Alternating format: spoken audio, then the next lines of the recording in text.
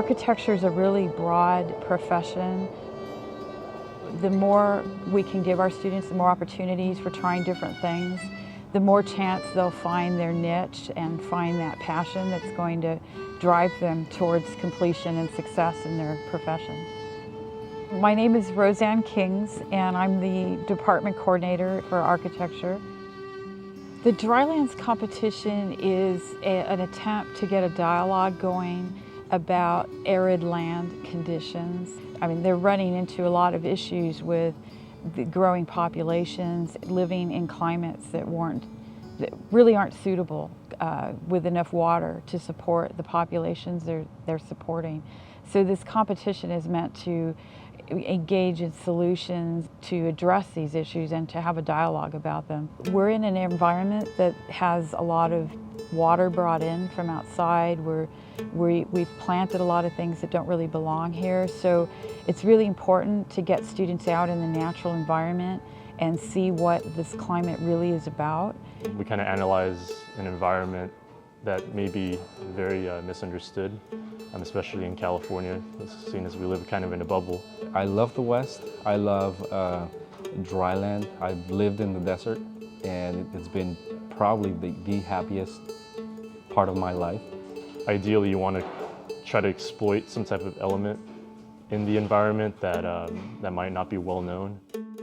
One of the first goals that I have is not to just hand them the competition problem and let them sort of figure it out on their own. Usually that results in very limited design solutions. So I usually will give them a series of smaller design problems that sort of work around the periphery of the problem, and then we'll sort of wind in and focus in on the actual problems that we identify.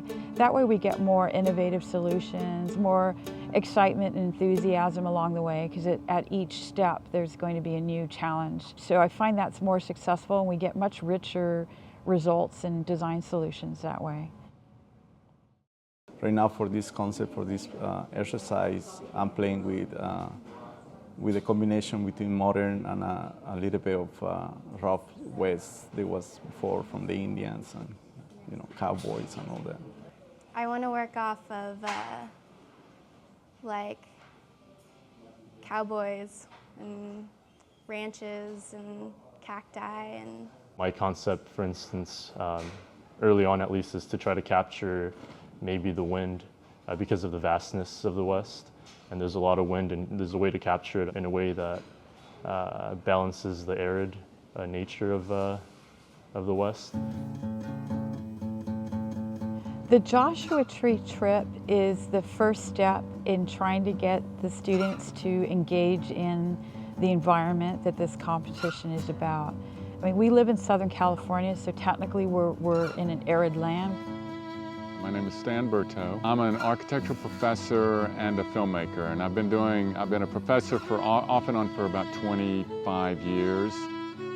They see that this is the natural environment that we live in, right? There's very little water, if any. Certainly you don't really see much water. So I think it's kind of hard to not raise their awareness just by doing this field trip. It's all about awareness, and at this point in a young architect's career, just understanding the issues is, the biggest part of the battle. We've got all these students working together, and once we engage in this competition, I really need them to work collaboratively. Even if they're working on their own ideas, they need to work together. They need to respect each other and learn how to laugh together and work hard together and to challenge each other.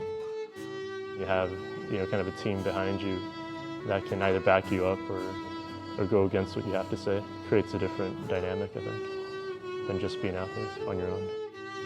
This is a great opportunity for students to go out and explore, start looking at options, start looking at environments, and see what really is close to their heart and what really starts to pull at them and draw them, because I need them to get really passionate and really excited about what they're doing. Oh, it's crazy. It's just nuts how vast it is. I was just telling him that everything out here is so big, proportionally. Because back home you think big, you think of skyscrapers and stuff. Roller coasters or man-made stuff. And it's nothing compared to there's a sense of freedom there. There's a sense of openness and greatness, and it makes you feel the size of a human. You know, sometimes we think that human beings are great and we're the best thing in the world. And being in the desert lets you know that you're not quite that great. Just being a part of the desert, it's changed my whole perspective on what I wanted to do. Before, I think I wanted to play on like the ranch and cowboys, but now I wanted to go more like natural and work with the boulders there.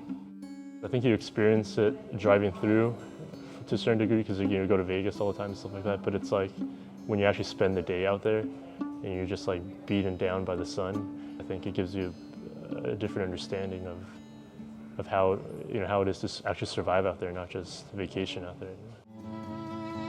We are the sort of the mediator between the built environment and the earth, so it's a very important role, and I find I can do more here training a whole army of young talented designers rather than just myself practicing architecture. There's an idea of doing research about water conservation achievement for the future and trying to create a building that actually function and actually experiments with water. You're not timid as an architect, I can tell, right? Aggressive in a poetic way with the land, with the plan. Clearly got a good hand for just proportion and making nice things. What I want to do with my model or with my project is I want to create something that not only takes advantage of the environment around it, but has features built into it that can shield itself from maybe the harshness of the environment, but also take advantage of some good things about the environment, like the wind.